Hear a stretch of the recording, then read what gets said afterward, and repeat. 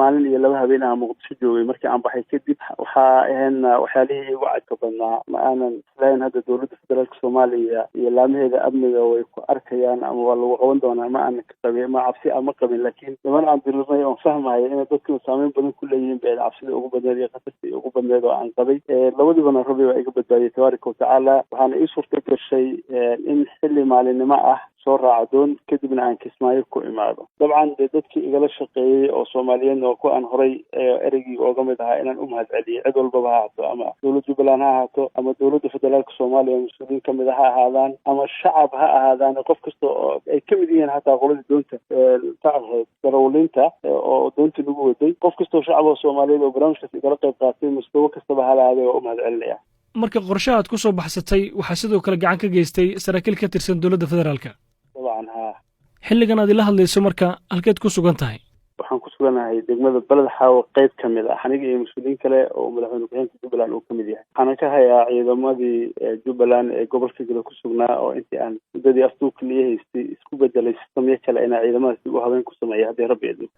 laakiin warar aan helnay waxay sheegayaan inaad ku sugan tahay hotel ku yaala magaalada Mandheera halkaas inay kugu ilaalinayaan ciidamo ka tirsan militariga waddanka Kenya meesha aniga aan ku suganahay iyo ciidamada aan la joogay iyo aniga iyo madaxweyne ku-xigeenka iyo tiimka kale oo aan halkan ugu imid intaba iyadoo oo maqal iyo muuqaal ay ummadda Soomaaliyeed fiirsan doonto arrintaas marka Mandheera iyo Balad Xaawo waa laba magaalo daris ah way dhici kartaa inaan u soo gudbo saacado ama daqiiqado aan dan ka leeyahay aan joogo laakiin anigu meesha aan ku suganahay hadda aan kala hadlayo waxa weeyaan magaalada Balad Xaawo qayb kamid ah ma garowsan tahay in magaalada Buulaxaawo ee aad sheegtay inaad ku sugan tahay guud ahaan gobolka Gado ay la wareegeen ciidamo ka tirsan dowladda federaalka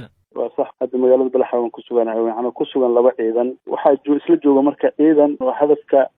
دولة فدراليسي كقهر إماراتون وديدا أيضا دولة دولة الصومالية وجبلان أولية أو دراويشة وجديد كودي قلب كودي هي استأسكول السجن لكن هذا ما أنت لبعرك تكرد أو كردوان لا أيضا أو أذكرته منه ويا أيضا كدولة فدرالية الصومالية من دولة قبل هوستو ويحاولنا ودليهن حل علول الليهن مركو أغلى السليم عشقينا لكن هذا أغلى أسيا واحد مدامان تمسكدوان إنه كجرو magaalada Balad Xaawo iyo gaar ahaan gobolka Gado degmooyin kamid ah Doolo Luuq iyo ama gobolka Gado dhanba aan dhaho dowladda federaalka ee aad ka soo baxsatay ciidamo ka amar qaata ayaa ku sugan magaalada Balad Xaawo marka sidee isu keenaysaa inaad si nabad ah ku joogto magaalada walaal ciidanka magaalada jooga ciidan ka tayo wanaagsan kana qalab wanaagsan baa aniga gacanta igu jiro oo iga amar qaadanayo oo dowladda Jubbaland ay leedahay anigu aan xukumo marka kuwa kale oo hadii aan dareemo in ay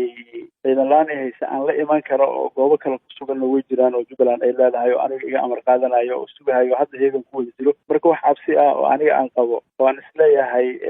waxa ciidan hadda dowladda federaalka ka amar qaadanaya ku qabanaya malahan ujeedkaagu ugu weyn muxuu yahay aniga halkaas waxaan u tagay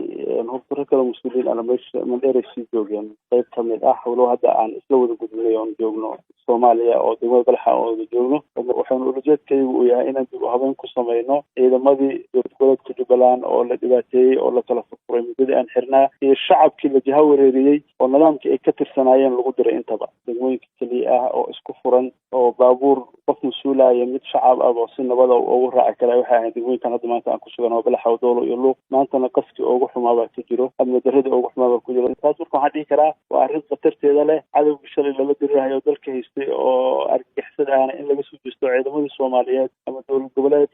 magaceeda ku socdeen ama dowladda waxa ku socdeen dhexdooda la isku laayo ciidaasna waa mid la weydiin doona cidii barnaamijkan soo abaabushay waan gartay leeyahay dowladda dhexe Soomaaliyeed madaxdeeda u sareeyay go'aankaas qaaday hay'adda xuquuqda aadanaha ee Amnesty International waxay kugu eedeysay inaad dad rayida ku leysay gobolkaasi isla markaana ay dalbanayso in lagu xisaabatamo diyaar ma u tahay waa ka xumahay waxaan dareemayaa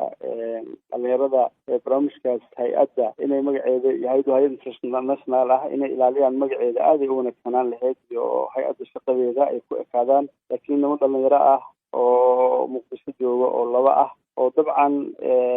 inta badan taageero u ah xisbiga hadda xukuumadda hayo barnaamij siyaasadeed bay u bedeleen oo siyaasadeed ay u bedeleen inay ku saleysan tahay dareemayaa codka Amnesty ay ka sidayso warbaahinta aad baan uga xumahay waxaana rabaa inay isweydiiyaan ayaka kiiskaas aniga 2015 anoo isbitaal dalka Thailand shil aan galay ugu jiro ayaa barnaamij siyaasadeysan oo asalna ku salaysnaa sistamka dowladda federaalka soomaaliya madaxweyne xasan sheekh maxamuud uu hogaaminayay aragti duwanaan jubbaland markii la dhisahayay dad siyaasiyiin aan isku qabanay barnaamij siyaasadeed oo ku salaysan baa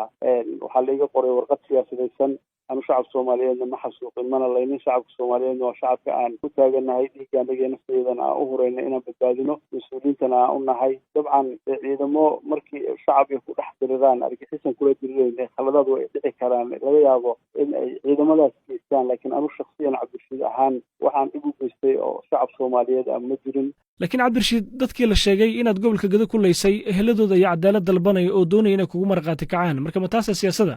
may olale aniga waxaan dhibaato u geystay oo dad ah oo shacab soomaaliyeed oo ani aan dhibaateeyey ma jirto dagaal shabaab iyo ciidanka naga dhex maray way dhici kartaa xabado la isku daysto shacab inay ku dhinteen laakiin dad shacab oo soomaaliyeed oo aniga si gaara dhibaato ugu geystay ma jiro